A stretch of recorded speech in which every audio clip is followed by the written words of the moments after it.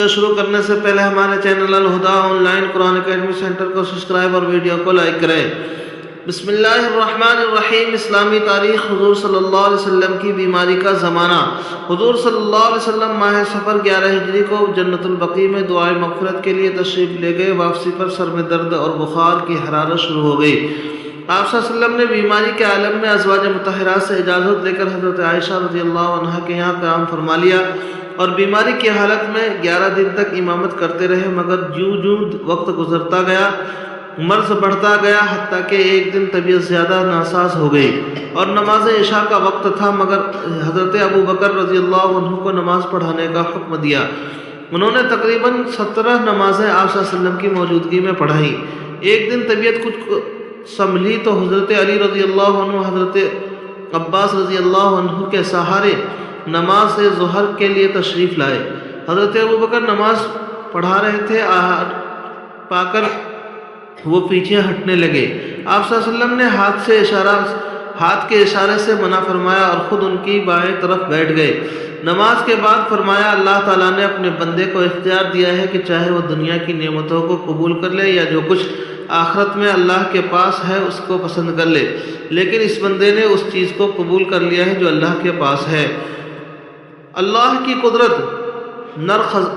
نرخرا یعنی گلے کی نالی۔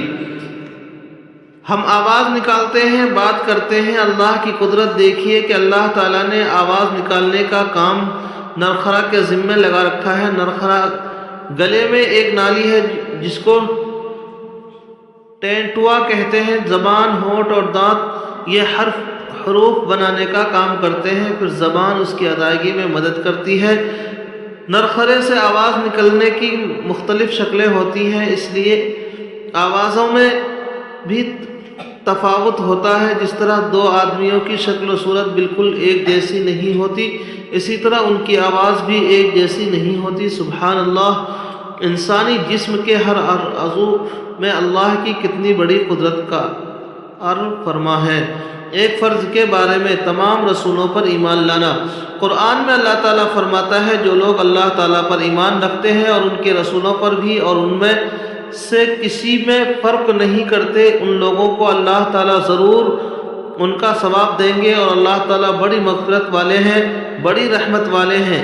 فائدہ: اللہ تعالیٰ نے انسانوں کی ہدایت اور رہنمائی کے لیے نبی اور رسول بھیجے ہیں، ان سب پر ایمان لانا فرض ہے۔ ایک سنت کے بارے میں قرآن کریم کی تلاوت ٹھہر کر کرنا۔ حضرت ام سلمہ رضی اللہ عنہ سے رسول اللہ صلی اللہ علیہ وسلم کی تلاوت کی کیفیت کے بارے میں پوچھا گیا تو انہوں نے ایک کلمہ الگ الگ پڑھ کر بتایا۔ ایک اہم عمل کی فضیلت: اللہ کے خوف سے رونا۔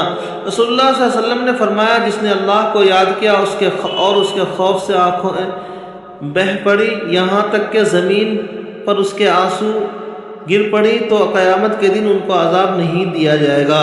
ایک گناہ کے بارے میں چند بڑے گناہ۔ رسول اللہ صلی اللہ علیہ وسلم نے فرمایا، 4 شخص ایسے ہیں کہ اللہ تعالیٰ حق ہے کہ ان کو نہ تو جنت میں داخل کریں گے اور نہ نعمتوں کا مزہ چکھائیں گے۔ نمبر 1 شراب کا عادی، نمبر 2 ناحق یتیموں کا مال کھانے والا، نمبر 3 سود کھانے والا، نمبر 4 والدین کی نافرمانی کرنے والا۔ دنیا کے بارے میں: دنیا ذلیل ہو کر کب آتی ہے؟ رسول اللہ صلی اللہ علیہ وسلم نے فرمایا، جس شخص کا مقصد آخرت ہوگا تو اللہ تعالیٰ اس کے دل میں استغنا پیدا فرمائے گا اور اس کے کاموں کو جمع کر دے گا، اور دنیا اس کے پاس ذلیل ہو کر آئے گی۔ اور جس کا مقصد دنیا ہوگا تو اللہ تعالیٰ اس کے فقر کو اس کے سامنے کر دے گا اور اس کے کاموں کو پھیلا دے گا، اور دنیا اس کے مقصد مقدر ہی کی آئے گی۔